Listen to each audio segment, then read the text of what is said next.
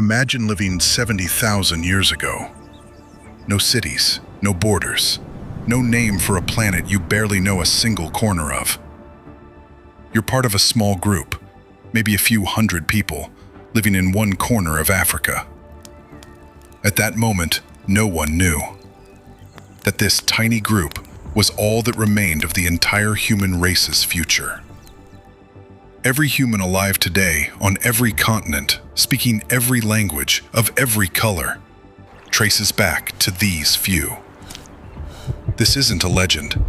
This is a true story, written into the DNA of every single one of us. This is the story of the day humans left Africa and conquered the world. Before we begin, tell me in the comments, where do you think your earliest ancestors came from? We'll find out together in the next few minutes. And this is a new episode of World Lens Docs. If you love deep history journeys, subscribe now, because this story is about to take you as far as human imagination can reach. For tens of thousands of years, Africa was the entire world to our ancestors. Here, along riverbanks and deep within forests and savannas, the first Homo sapiens lived, at least 300,000 years ago. They learned to craft precise stone tools, mastered the use of fire, and developed the earliest forms of language and symbolic thought. They painted on cave walls, made jewelry from shells, and buried their dead with rituals that show they had already begun questioning the meaning of life and death. But despite all this progress, humans remained confined to their home continent. No one imagined that beyond the desert and the sea, an entire world was waiting. But nature shows no mercy. Africa's climate began shifting dramatically. Periods of severe drought struck the continent. Rivers dried up, forests shrank, and the food sources humans had relied on for thousands of years vanished. The animals they hunted began migrating in search of water and grass, and humans followed, group after group. This wasn't a carefully planned migration. It was pure survival instinct. Walk or starve. And so, without realizing the magnitude of what they were doing, our ancestors began pushing toward the edges of the continent, toward the edge of the unknown. If you're enjoying this journey so far, hit that like button. It helps the channel a lot.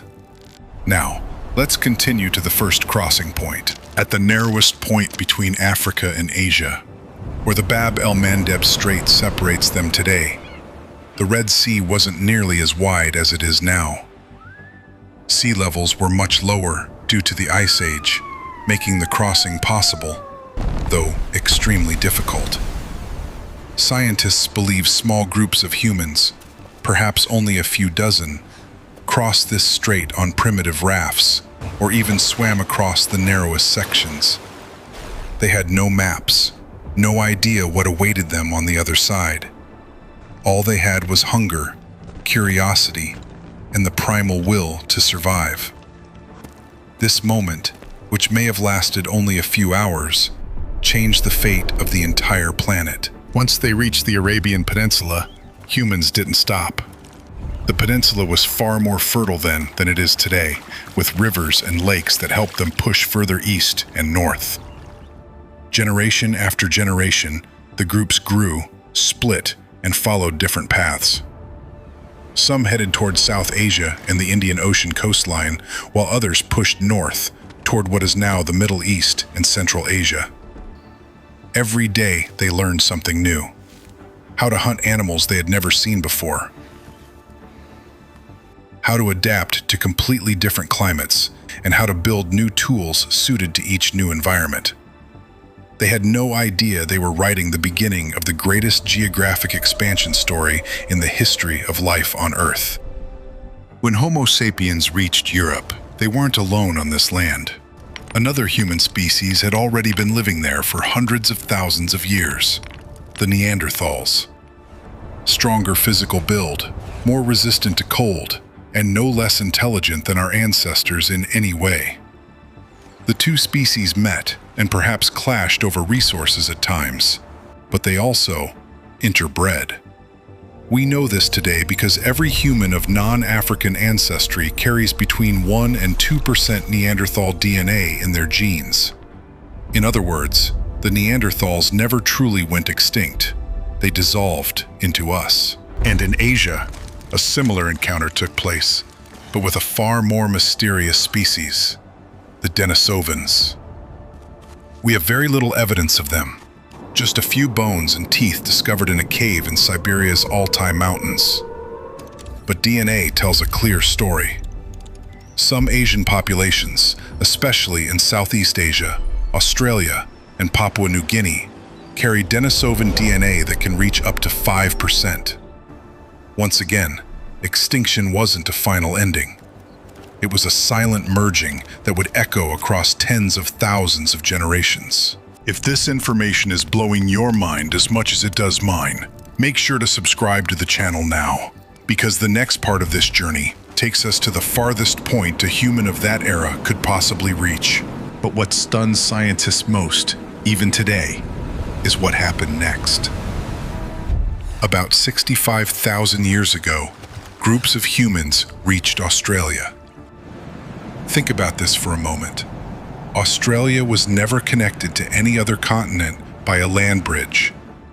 These humans had to cross open sea with no land in sight, aboard primitive boats made of wood and reeds.